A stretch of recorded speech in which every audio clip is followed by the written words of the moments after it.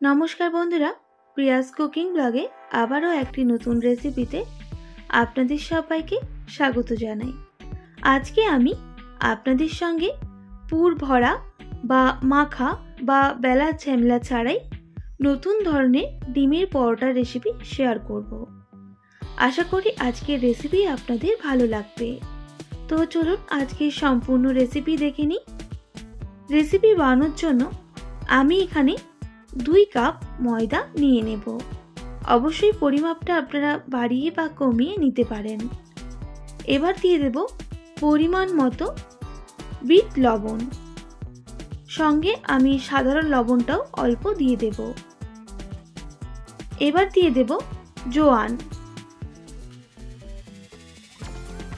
আর দিয়ে দিচ্ছি সামান্য চাট মশলা।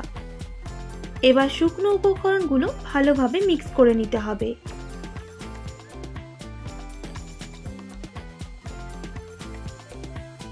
মিক্স করা হয়ে গেলে অল্প অল্প জল দিয়ে একটা ব্যাটার তৈরি করে নিতে হবে। তবে ব্যাটারটা অবশ্যই দেখে শুনে করবেন, খুব বেশি ঘন বা খুব বেশি পাতলা করা যাবে না। ব্যাটারটা ঠিক এই রকম হবে। আর অবশ্যই ভালোভাবে আমি ব্যাটারটা জলের সাথে মিশিয়ে নেব। দেখতেই পাচ্ছেন আমি কি রকম ভাবে ব্যাটারটা বানিয়েছি। এবার সামান্য পরিমাণ সাদা তেল দিয়ে দিতে হবে। আর ভালোভাবে মিক্স করে নেওয়ার পর আমি বেশ কিছুক্ষণ ব্যাটারটা রেস্টে রেখে দেব।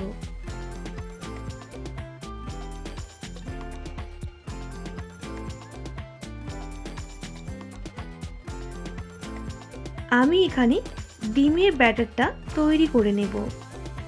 এর জন্য একটা পাত্রের মধ্যে নিয়ে নিচ্ছি 3টে বড় সাইজের পেঁয়াজ কুচি, আর লাগছে 3টে কাঁচা লঙ্কা কুচি, আর বেশ কিছুটা ধনেপাতা কুচি।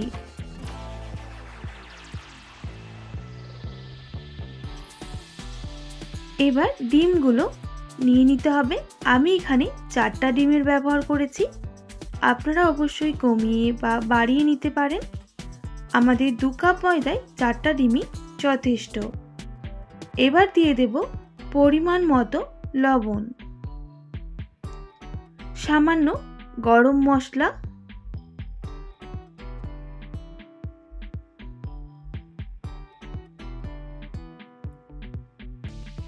দিয়ে দিতে হবে গোলমরিচ গুঁড়ো একদম সামান্য পরিমাণ। এবার ভালোভাবে মিক্স করে নিতে হবে। ঝালটা আপনারা অবশ্যই কম বেশি করে নেবেন।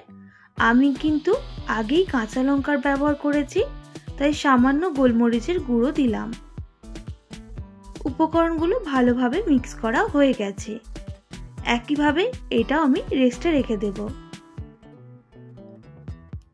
এরপর আলুর পুরটা রেডি করে নিতে হবে। আমি এখানে সরষের তেল দিয়ে দিলাম, সঙ্গে দিয়ে দিচ্ছি 2টো মিডিয়াম সাইজের কোচানো পেঁয়াজ। এবার পেঁয়াজগুলোকে লাল করে ভেজে নিতে হবে।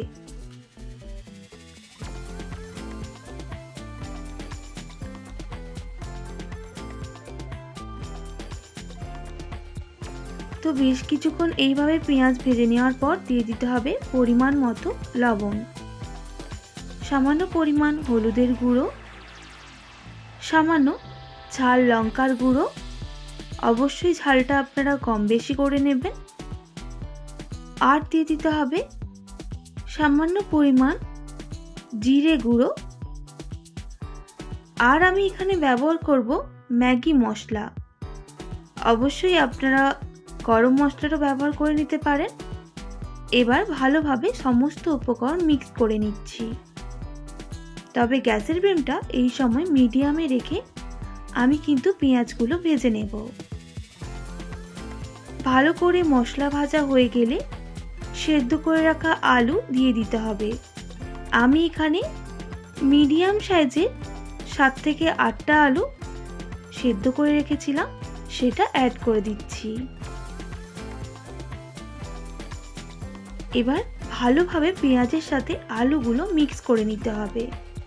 সঙ্গে আমি কিন্তু আলুর পুরটা ভেজে নেব।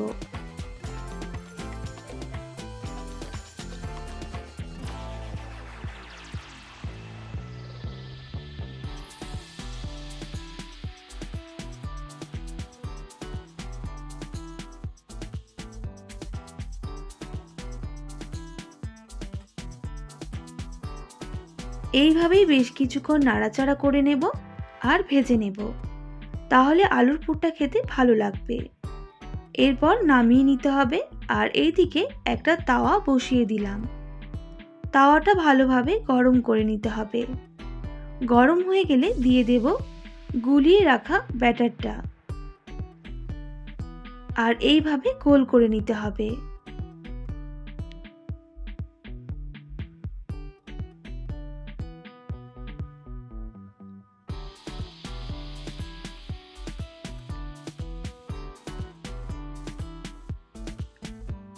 এক দিকটা ভাজা হয়ে গেলে আরেক দিকটা উল্টে দিতে হবে।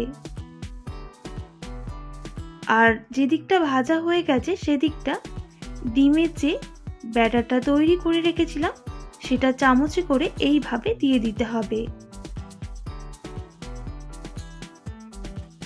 দেওয়ার পর আমি এবার আস্তে করে উল্টে নেব।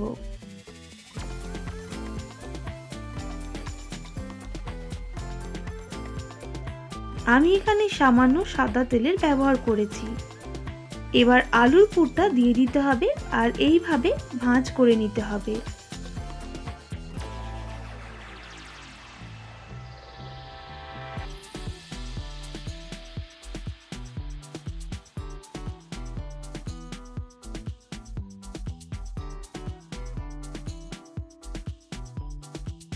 দেখতেই পাচ্ছেন একটা কিন্তু আমাদের রেডি হয়ে গেছে।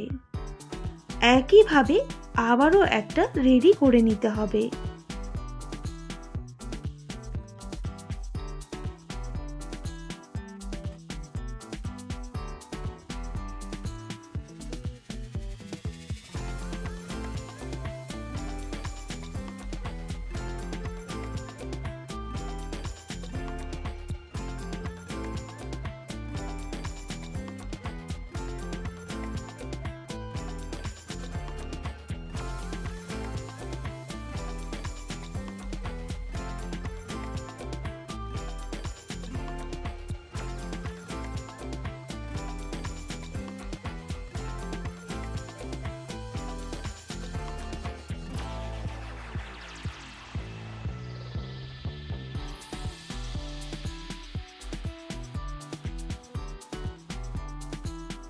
এইভাবে সব ডিমের পরোটাগুলো আমি ভেজে নেব।